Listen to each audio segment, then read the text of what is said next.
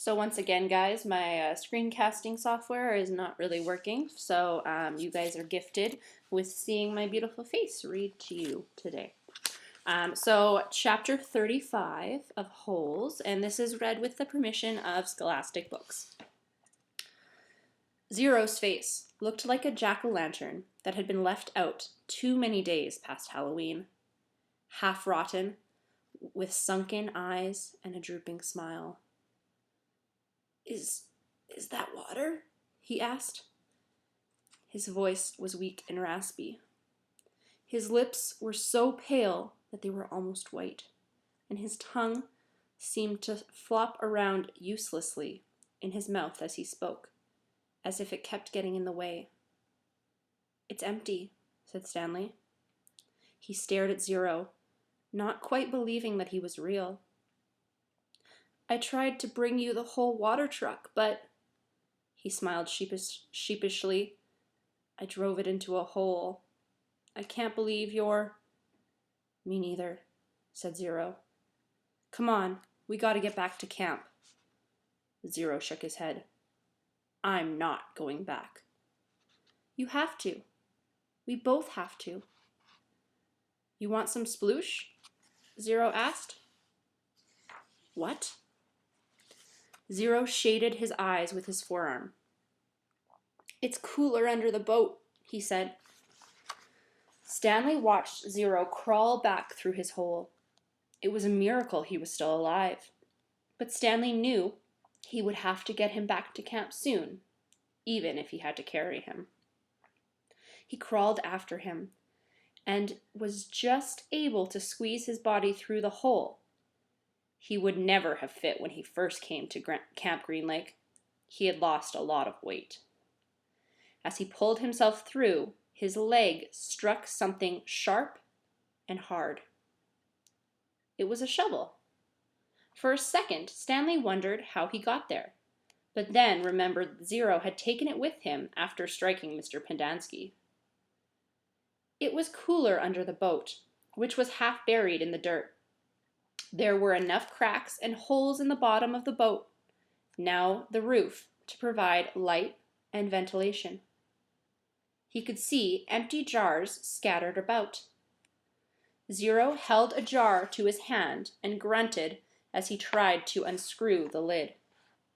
What is it? Sploosh. His voice was strained as he worked on the jar. That's what I call it. They were buried under the boat. He still couldn't get the lid off. I found 16 jars. Here, hand me the shovel. Stanley didn't have a lot of room to move. He reached behind him, grabbed the wooden edge of the shovel, and held it out to Zero, blade first. Sometimes you just have to, Zero said. Then he hit the jar against the blade of the shovel, breaking the top of the jar clean off. He quickly brought the jar to his mouth and licked the sploosh off the jagged edges before it spilled. Careful, Stanley warned. Zero picked up the cracked lid and licked the sploosh off that as well. Then he handed the broken jar to Stanley. Drink some. Stanley held it in his hand and stared at it a moment.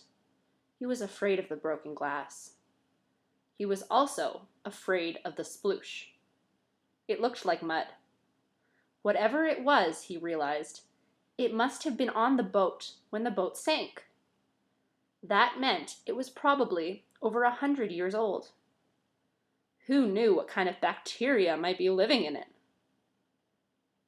It's good, said Zero, encouraging him. He wondered if Zero had heard of bacteria. He raised the jar to his mouth and carefully took a sip. It was a warm, bubbly, mushy nectar, sweet and tangy. It felt like heaven as it flowed over his dry mouth and down his parched throat.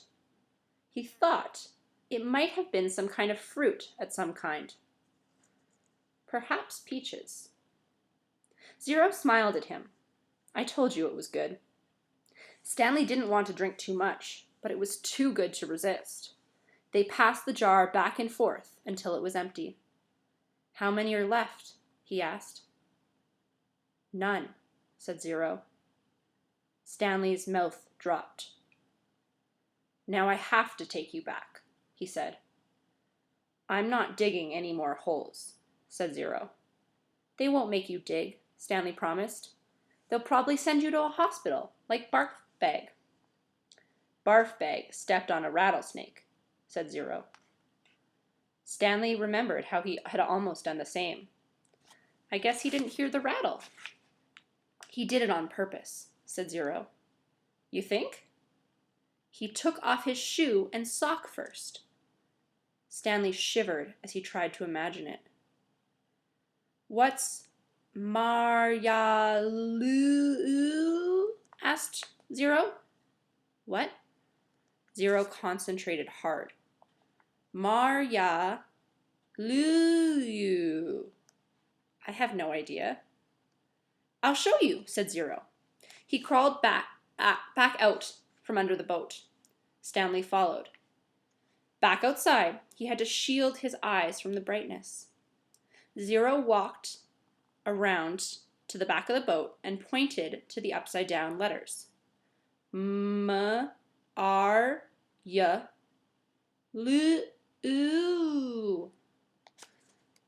Stanley smiled. Mary Lou. It's the name of the boat. Mary Lou, Zero repeated, studying the letters. I thought the Y made a Y sound. It does, said Stanley, but not when it's at the end of a word. Sometimes Y is a vowel, and sometimes it's a consonant. Zero suddenly groaned. He grabbed his stomach and bent over. Are you all right?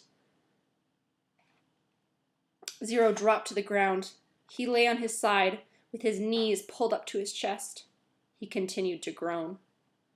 Stanley watched helplessly. He wondered if it was the sploosh. He looked back to Camp Green Lake. At least he thought it was the direction of Camp Green Lake.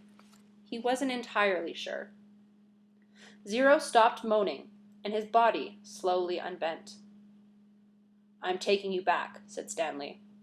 Zero managed to sit up. He took several deep breaths. Look, I got a plan so you won't get in trouble, Stanley assured him. Remember when I found the gold tube? Remember I gave it to X-Ray, and the warden went crazy making us dig where she thought X-Ray found it? I think if I tell the warden where I really found it, she'll let us off. I'm not going back, said Zero. You've got nowhere else to go, said Stanley. Zero said nothing. You'll die out there, said Stanley. Then I'll die out here. Stanley didn't know what to do. He had come to rescue Zero, and instead drank the last of his sploosh. He looked off into the distance. I want you to look at something. I'm not. I just want you to look at that mountain up there. See the one that has something sticking up out of it? Yeah, I think. What does it look like to you? Does it look like anything? Zero said nothing. But as he studied the mountain, his right hand slowly formed into a fist. He raised his thumb. Then his eyes went from the mountain to his hand, then back to the mountain.